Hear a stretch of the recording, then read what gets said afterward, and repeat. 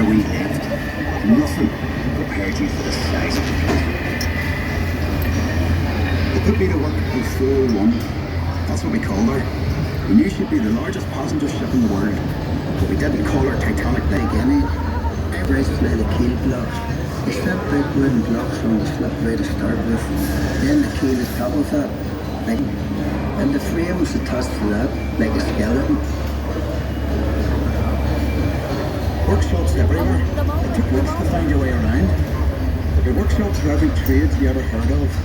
Painters, sailmakers, coppersmiths, boiler makers, cabinet makers. I even learned a bit about French polishing off it. Pilot was a fine place to work, but dangerous. Every ship cost a life, and there'd be lots of injuries besides. I was in the engine works for a while. Very well equipped it was. That's where we built the triple expansion engines. 2 of them, each as high as a 3-story house. I worked in the frame bending shop. You'd heat steel beams in the furnace, then hook them onto slabs of cast iron and hammer them curved. It was skilled work. You had to bend them more than you needed because the frame straightened out a little when it cooled. The shell plates that made up the hull weighed up to 4.5 tons. They were taller than the dam. The plates were overlapped on the edges. Some were raised, one after another. We called it clincher. One of the foremen taught me years ago. That's how you build steel ships. I worked as a heater boy.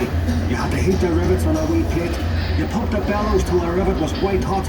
Then you get a hold of it with your tongs and throw it up to the catcher. And he put it in the hole in the plate with the holder up. There were 2 of us on the other side of the plate with the holder up. We had to hammer the rivet so it filled the hole before it turned dull red. The double bottom. That's a wee space we called the tanks, made up of steel plates. The rest of the rivet squad all had to fit into that gap.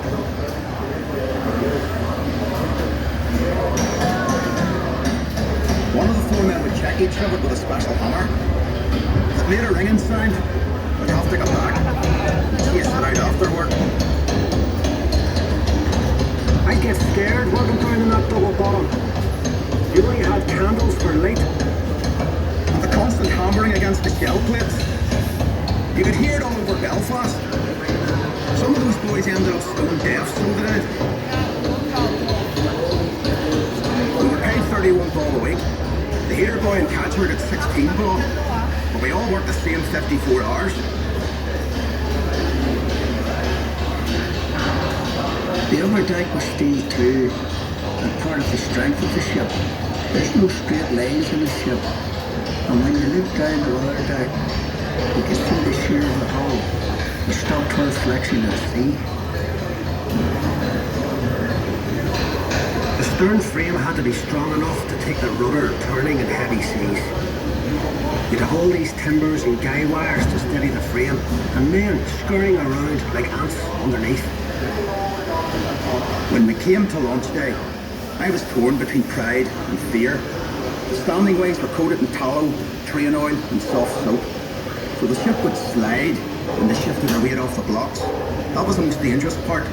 And the shipwrights were knocking away the last props.